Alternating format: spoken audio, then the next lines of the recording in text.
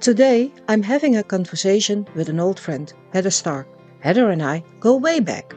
On 23 December 2021, Heather and I had a conversation about a beauty myth. A myth that has been telling women for centuries that the most important thing they can achieve in their lives is to be beautiful, and how this image has been passed down from generation to generation. The last 2 years, Heather has dedicated her time to writing her book, Her Story. In her book, especially written for teenage girl, she lightheartedly and sometimes even hilarious discusses why beauty ideals should be an option rather than expectations that girls and women cannot ever meet. Today, Heather and I talk about everything she makes discussable in her book. Makeup, hair removal, yes, even in those parts, fashion trends, bras, menstruations, friendship, and much more. I invite you to join us in another interesting and inspiring conversation. My name is Tina de Keyzer, and this is the Women's Table. So, today I'm having a conversation with Heather Stark about her book, Her Story. I just mentioned that your book was actually written for teenage girls and how to handle stuff like puberty, hair, removing hair, fashion. I really enjoy it. So we're just talking about how this book might actually help women, grown-up women as well.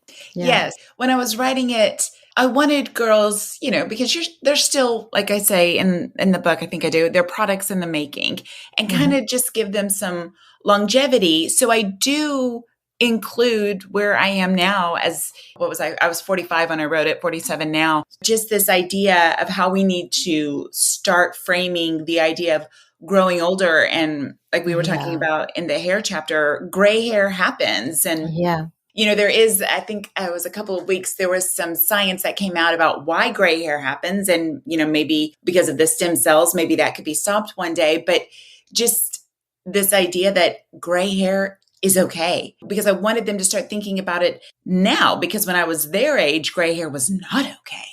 And so here I am now at 47 with a streak of gray hair. I don't know how I feel about it, because I want to like it, but then I was conditioned not to like it. So, in almost each and every episode, everyone says that if you want to change behavior, you have to start with the kids. You have to start with children. So is that the reason why you wrote this book? In a way, yes, because I wrote this book because I want girls to not doubt themselves. Yeah. Because as an adult, it just leads to such heartache, and it opens the door for so many hurts and pains and trauma. I hope it will lead to some systematic change for young girls. And of course, then if it leads to systematic change when they're young in this, preteen, early teen state, then of course, when they're older, they're going to have different conversations than we have.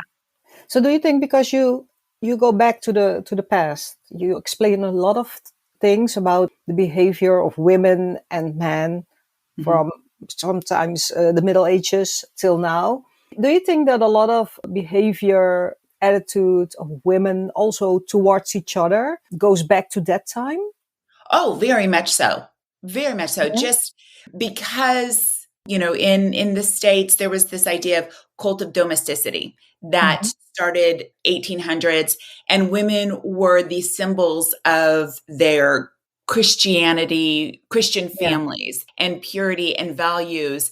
And so you just kind of had to extend that to your communities. And so women started judging other women based on these things, based on, I have to save you. This is how you get a husband. Your only commodity that you have is to be pretty, pleasing, and silent. And it just rolled into the kitchen table where women would gather and gossip about other women and their bodies, and daughters heard, and it rolled through the generations to the men. But yes, women were the gatekeepers of their families, of their friends. Okay, so if we go through your book, chapter 1. Makeup Shake Up. I love the titles of your book. Because you ask this question, why do I wear makeup? You ask these questions to the reader. And I was like, okay, so why do I wear makeup? I was wondering why. And I think that it goes back to my mother. My mom, she's 88 now, but she was really, really very beautiful. And her looks, although she did go to college and she did have a career, her looks were very important to her. My mother, all her comments, probably well meant, were always about how I looked. Mm. Like, it's a nice dress, but Ow. yeah, Ow. Yeah. I like the shade of your lipstick, but yeah. Yeah. So that is also in my 20s and in my 30s. I'm 55 now for our listeners. I was really this picture perfect.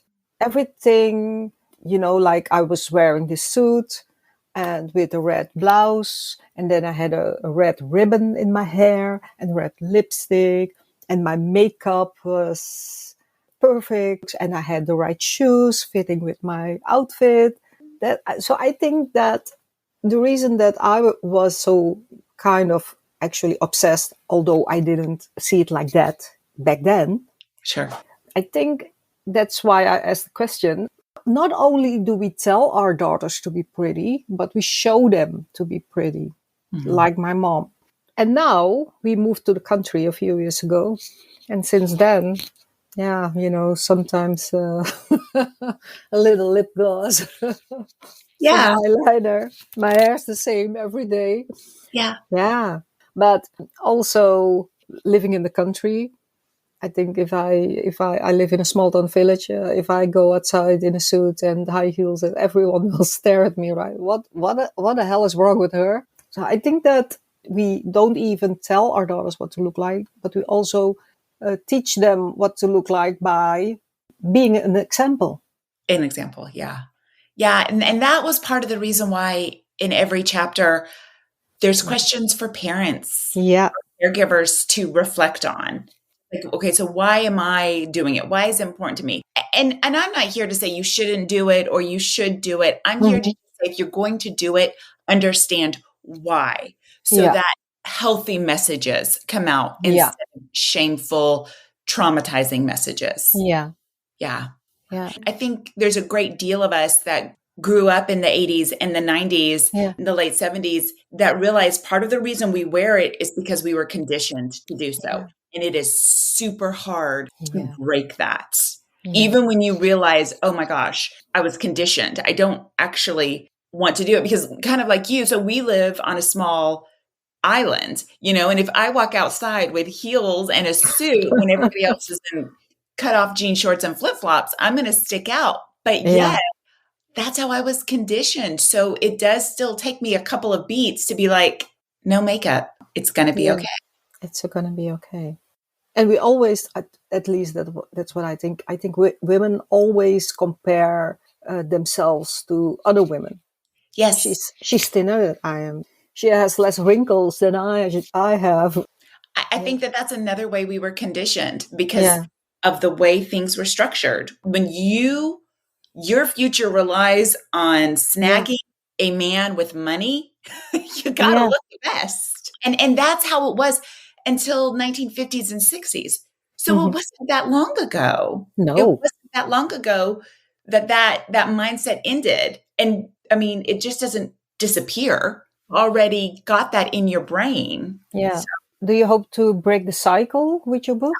I hope so. I mean, I hope that it takes off. I hope people just change the conversation. It's an option. It's not an expectation. Yeah. And so the other day I walked into my son's school and there was a young girl reading it. And I was like, oh my gosh, there it is. Oh, there it is. Wild. that's so nice. Yeah. It was really nice. Yeah. The mother obviously had found out about it. And, I had signed the book. So it was really exciting to see. Yeah. Yeah. What about the double standards referring to men? Because, we're mentioning the gray hairs. If a man ages, it's like he's a distinguished gentleman.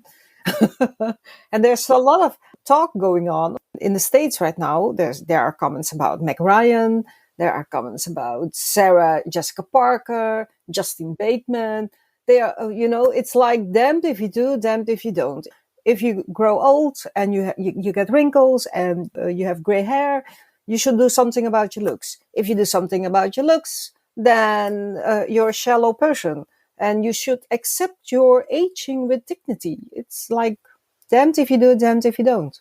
Right. Right. Everybody has an opinion for the woman. Yeah. For the woman, For the woman, yeah. Nobody is bothering, that men have been untouchable for so long. And people hold men to this standard, right? Mm-hmm. Like women should be more like men with their emotions, more like men with ambition. And I'm like, that's not the standard. That's not the standard that I decide for me. And that is, I think we need to start putting that, I'm going to say argument, that debate into our verbiage, into our lexicon, that if you are not going to hold a man by this standard, how dare you hold me by it? Yeah. Because that is not a reflection of me. Mm-hmm. That is a character revealing trait of you, the person who's judging. Yeah. That's how I feel like we need to come back at that. How very character revealing of you to think that, not me. Yeah. You. Yeah. So how can people change their judgmental thinking? Oh, that's great.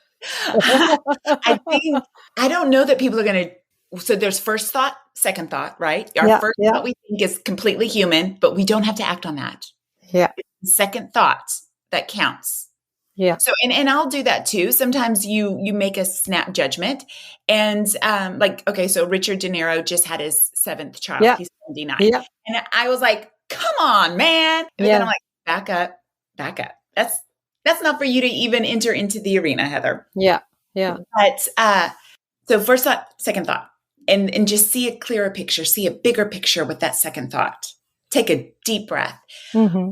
I also think, though, on the other side of that is people are going to have to step into their authenticity and reframe the idea of judgment.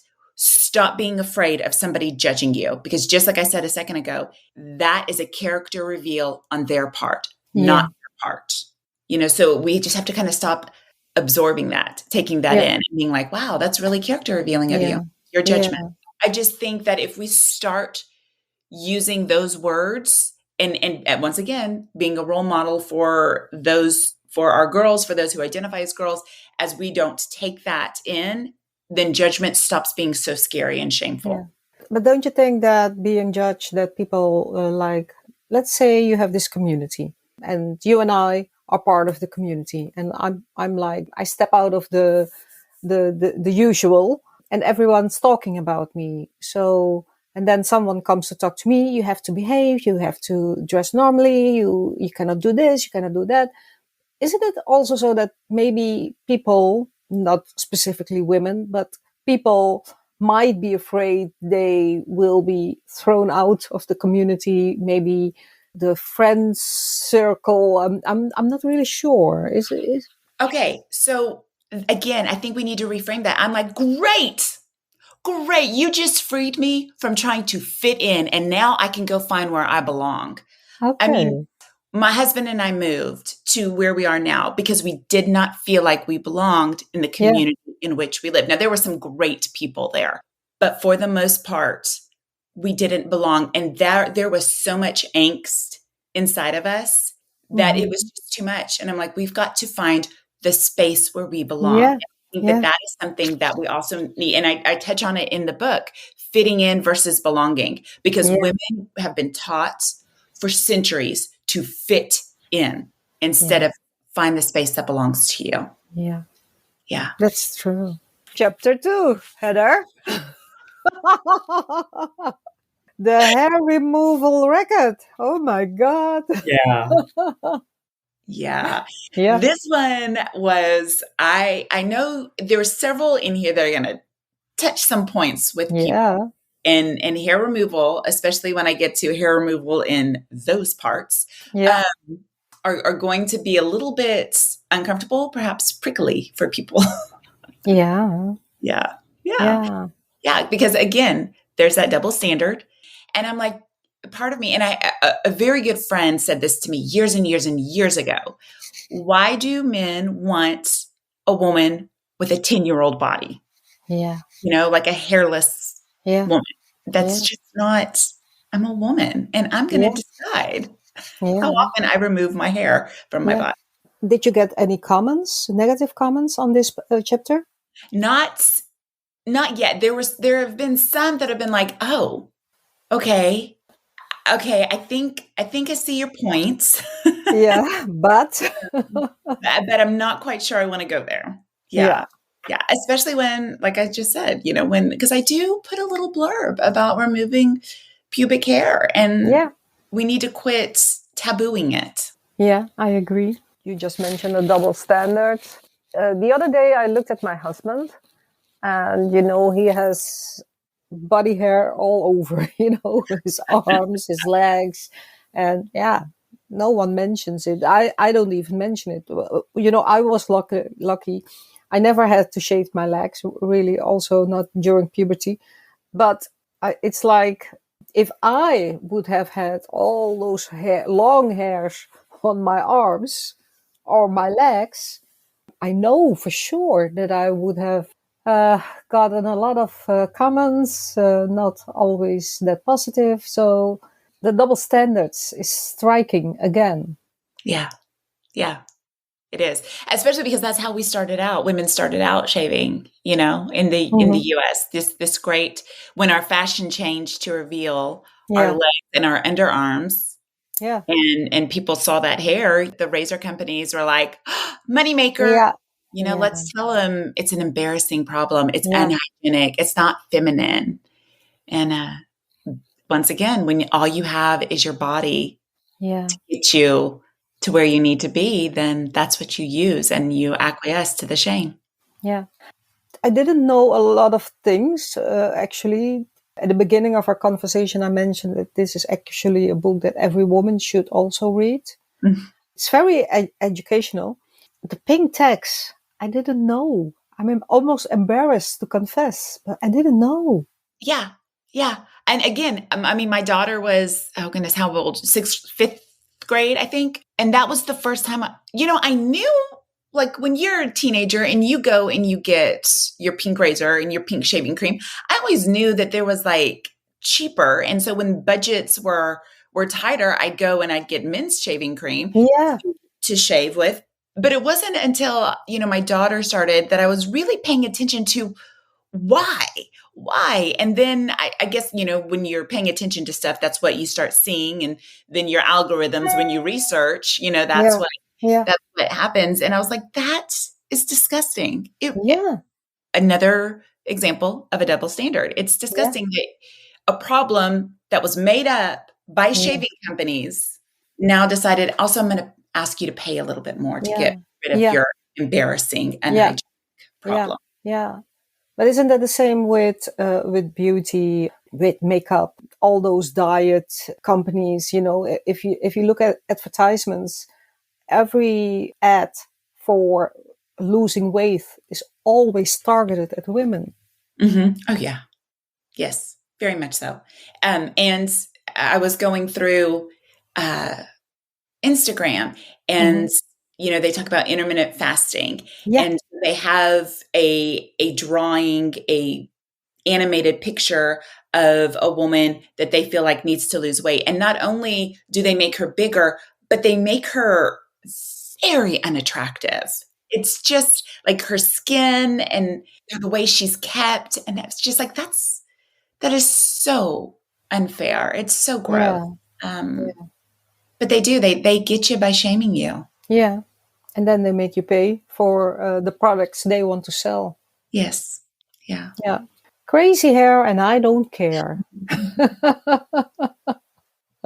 Yes. just we just talked about the gray hairs, and yeah, just like you mentioned in the book, I do not know how to feel about my gray hairs.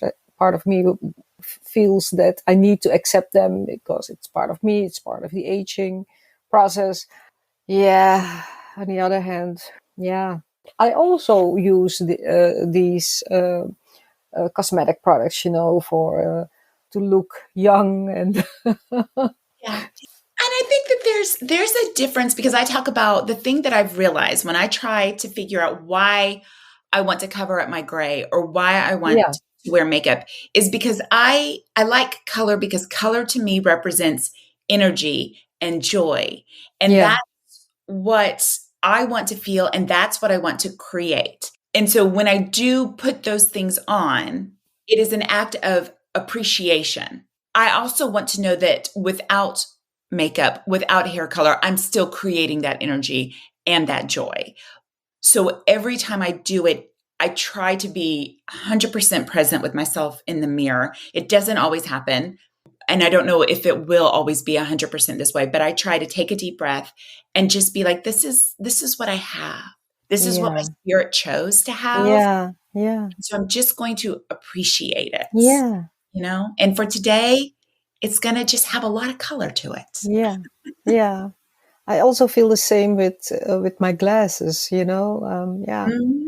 Yep. like the gray hair and the glasses. And I'm like, why? I hear you. I hear you. Yeah. Yeah. What I like about your book is that you bring history into the book. Yes. And a few weeks, I think it was in March, I did an episode on Black feminism. Mm. And during this episode, I was told that when Black women do each other's hair, it's also kind of a ritual, Mm. because sometimes it takes for hours to get the hair done.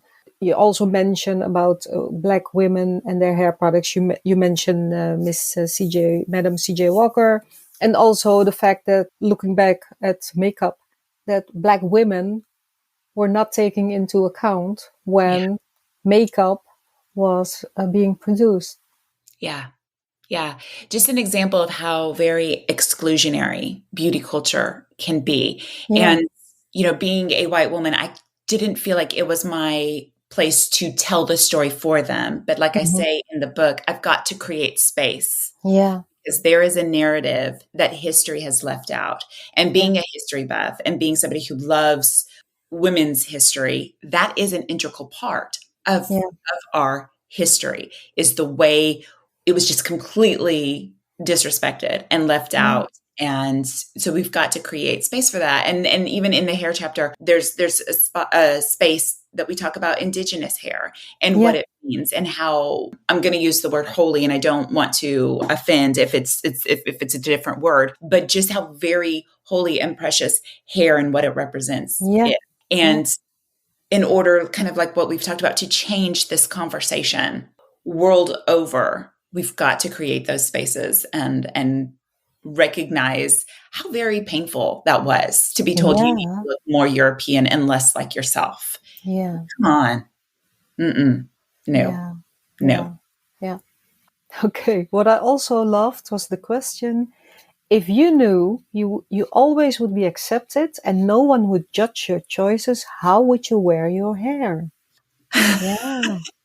And that, I've seen on social media a lot of older women talking about, I'm fine with people coloring their hair as long as it's not bright pink or blue or purple. And Yeah. I'm like, well, why? Yeah. Yeah. Why? I mean, why are we okay with bright pink nail polish, bright Yeah. pink eyeshadow, lipstick, but not okay with hair? Why do you get to Yeah. judge that? Why do you get to Yeah. keep people from not entertaining that? I mean, makeup isn't natural. Shaving Yeah. isn't natural. Wearing a Yeah. bra isn't natural. We'll get to that. You know? So yeah, I mean, Yeah. so yeah, how would you? I mean, Yeah. what freedom would that give people? The other day on Facebook, there was this video of a woman she had pink hair. She had a job interview and she was rejected because of her pink hair. Mhm. And my first reaction was, yeah, of course. Who's going to hire someone with pink hair? Mhm. And that's the first thought. First thought. Then the second thought was, but she's got a point, because she mentioned my hair doesn't get the job done. It is me. I Yes. am the one who's doing the job. So what is the problem with my hair? And she was a very pretty lady. And I was like, yeah. So what is the problem? Why don't you hire a woman with pink hair? Why? Yeah. Again, that conditioning, but yet the standards right there are skewed because we're okay with a whole bunch of other artificial fake things on our bodies.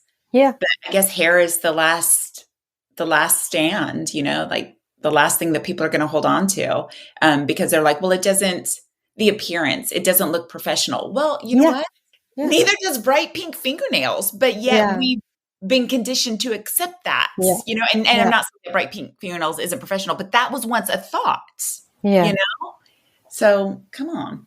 Makeup was at one time seemed to be vulgar and improper, but yet we came around to it. So why are we holding on to this? Yeah.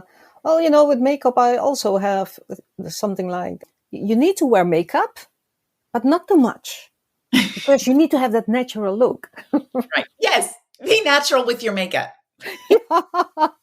Okay. Okay, people. Yeah. Bras and breasts, an awkward mess. This is another chapter that's just like people are like, Yeah. Yeah. Give me the bra. I'm wondering, what is it with bras and breasts and women? Because we all have them. Right. They come in all sorts of forms and sizes, but still, it is an uncomfortable topic to talk about.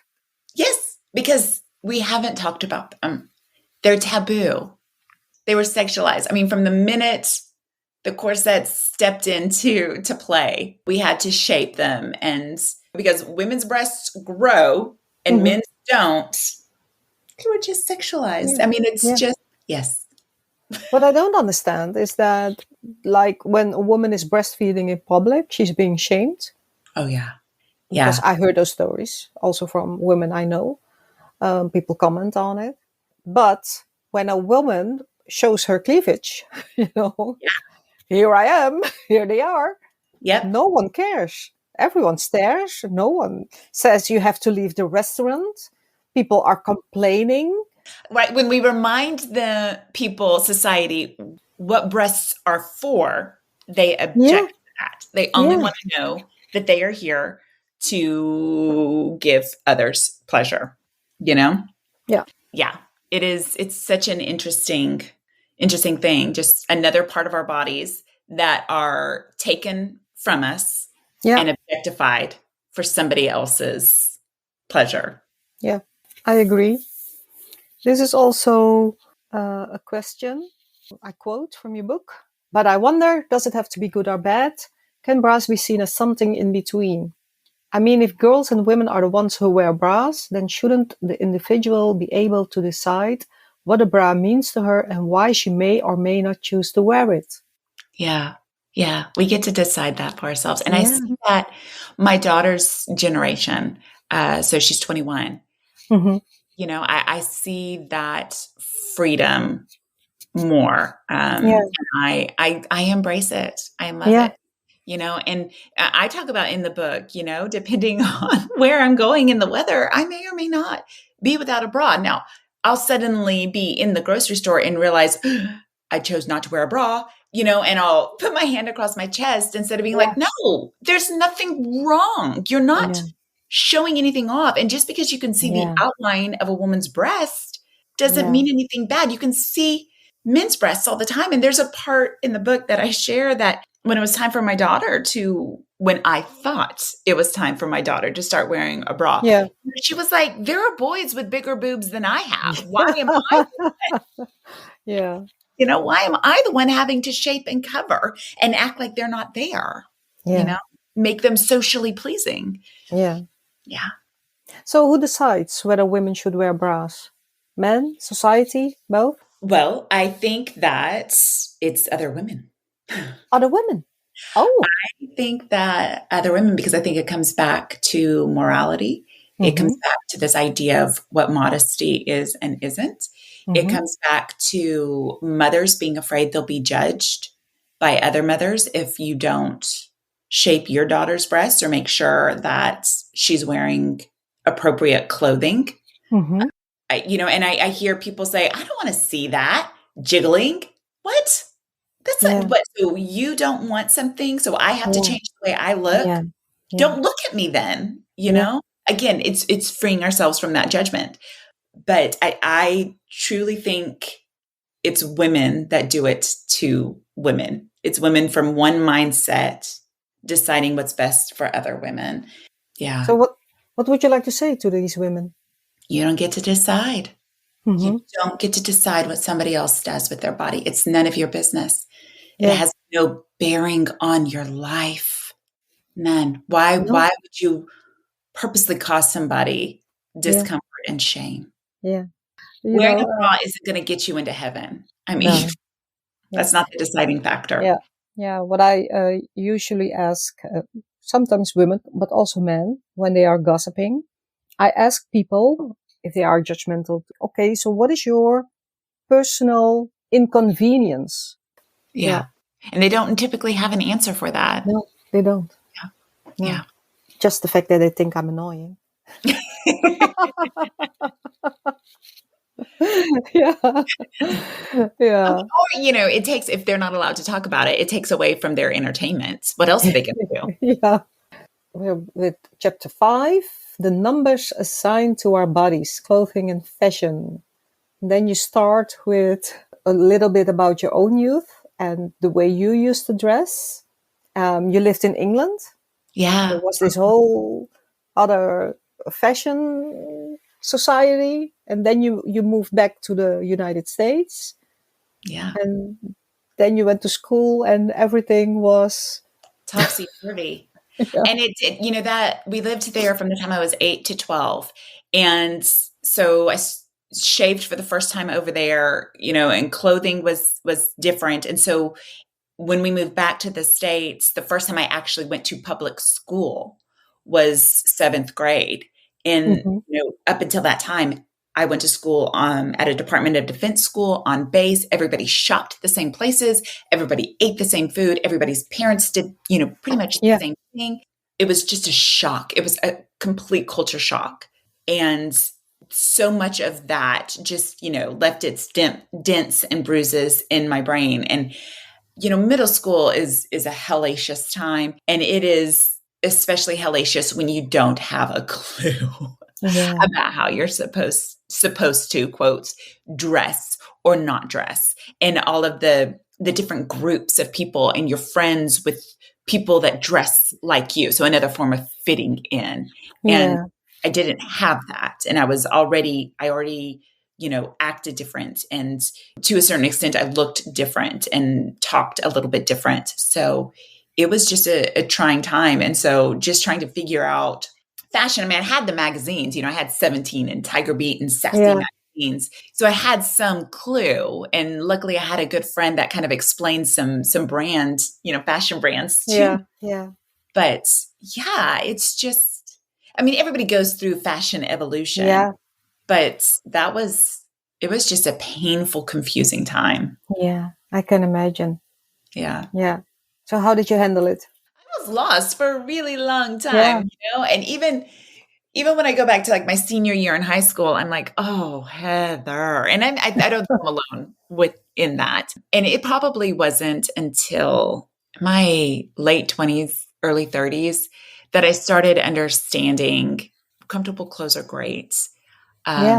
Wear the clothes that just reflect who you think you are. Yeah. That, sometimes, like it or not, society does expect you to play the fashion game. Sizes still, are a little sticky to me, even though I know the history of sizing. I know it's subjective. I know it. I still want to grab the smaller size. However, it's not, come on. I also want to be comfortable in my clothing. And, I think, everybody, when they come home from work, probably changes. But when you change to clothing that is restrictive to clothing that is comfortable, that you got to kind of pay attention to why you're changing clothes. Is it just to get out of the professional wear, or is it because these clothes you feel restricted in? If you feel restricted in them, then there's got to be a different way to dress. You can still maybe have to fit into the dress code, but wear something that reflects who you are. Yeah. Number doesn't matter. It doesn't matter. I know it does, but it really doesn't. Yeah, I agree. I agree. Looking back at my own youth, my mom always tried to dress me up like a doll, Mm-hmm. Mm-hmm. Mm-hmm. which I really hated. It was horrible because I was this little savage kid, um, climbing in trees, Yeah. falling out, going to the emergency room. So great. Yeah, and I think that at one point she just gave up, and I think that till my 17, till I was 17, 18, I was this really going for comfy clothes. You know, I really didn't care what I looked like if it just had to sit comfortable. And actually, I really didn't care. Sneakers all the time, you know, comfy trousers, shirts. Yeah. And then I hit the age of 17, 18, getting attention from guys and men. And then things started to change. Makeup got my interest. But till that time, you know, I was free. I felt free like a bird, actually. Mhm. Getting it. And then everything changed, you know, meeting someone, getting a job, you have to be presentable at Yeah. work. That, what you just said, free like a bird. That's how I want our girls to stay throughout the ages, you know? And Yeah, you see a lot of young girls, you know, wearing t-shirts and shorts. And I'm like, hold on to that for as yeah, long as you can, you know, take that. If you enter into the workplace and find the professional wear that's parallel to that, you know, it just hold yeah, on to free as a bird. yeah. I think it's a great book. I think it's very educational, and I also it's helping me Mm. a lot because I'm still reading with all the, you know, all the facts about history and culture. So I think it's a great book. I really do. I was a bit like, because you know we talked last year or 2 years ago. I'm not really sure about the beauty myth. So when I read on social media that you were writing a book, I was like, oh, that's nice. You know, I'm gonna buy the book. I'm gonna get the book, and then we're gonna talk about the book. But Yeah. actually, to be quite honest with you, I was a bit afraid that it would be a book for teenagers, Hmm. teenage girls. But I think actually all women can benefit from your book. I really do. Thank you. Thank you. I've heard that before. And like I shared earlier, you know, I had a sweet friend say, when are you going to do one for Yeah, women? I'm like, yeah, you know, instead of, you know, so like the next chapter is about periods. yeah, And so, you know, we need to talk about menopause, which yeah, is you're starting to see a lot more stuff about it. But, you know, that has an effect on the body just like your periods do. And I even texted a friend a while back. I'm like, I remember going to, you know, classes in school, me and my body, about getting your period. Where are the classes yeah, about when it ends and what happens to your body when it ends, and yeah, how, you know, we have to be okay with when it starts and the way the body changes, and we have to be learn to be okay and accepting about when it ends, because it also yeah, changes your yeah, body that way too. yeah, And you know, I'm in it right now, and yeah, yeah, and because it does affect the way you feel yeah, about your own beauty and your yeah, own attractiveness. yeah, yeah. Talking about periods, you know, I was suffering from PMS, Mhm. really, really bad, and yeah, I think that what I also find very interesting is that every woman is different. Every woman's body is different. So we all go through the same thing in a different way. Yeah, 50% of the population. So Yeah, let's talk about it, and let's support one another yeah, and yeah, love one another through it. You know? yeah. So Heather, what would you like to say to young girls about your book? Not just not giving you the floor to advertise for it, but why? What is the best reason you can say to this young girl to go and read the book? Mm. What you feel matters more than society. who you are, who you feel you are, your spirit, and the way you feel like you need to express it is so much more important than society. And that deserves to be advocated for. You deserve space, and you deserve to take up the space you take up. And there's no judgment should be placed on that. And I hope that they feel empowered to do that, and they have the script in their head to advocate for themselves and for their bodies and for what beauty means to them. Because I think, when you think of beauty, I always think of art, and it's so textured, and it can be so subjective. But you're the artist of yourself. Yes. So create yourself the way you want to be created. And what would you like to say to women listening? Same thing. Those just dare to be vulnerable. That all of us have that voice in our head of authenticity, of your spirit, just, wanting to come out and wanting to be expressed. And again, let go of the judgment you give others, let go of the fear that you feel about judgment, and just step out and to be yourself. And when we do that, we free ourselves, we free our sisters around the world, and free the next generation. We can change the conversation, and it's okay to change the conversation. Yeah, it's okay. And let's start listening to one another. Yes. While having the conversation. Yes. No judgment. Yeah. Empathy. Empathy and compassion. Yeah. Thank you. Thank you, Heather. You. Thank you again, Heather, for sharing your story, her story, and my story as well.